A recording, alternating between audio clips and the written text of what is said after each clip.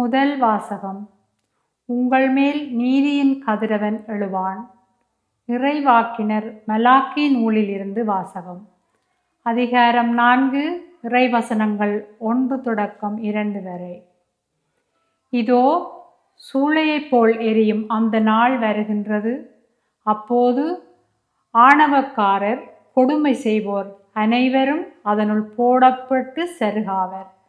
வரப்போகும் அந்த நாள் அவர்களுடைய வேரையோ கிளையையோ விட்டு வைக்காது, முற்றிலும் சுட்டெரித்துவிடும் என்கிறார் படைகளின் ஆண்டவர்.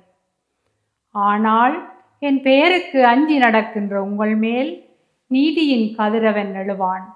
அவனுடைய இறக்கைகளில் நலம் தரும் மருந்து இருக்கும். இது ஆண்டவரின் அருள்வாக்கு.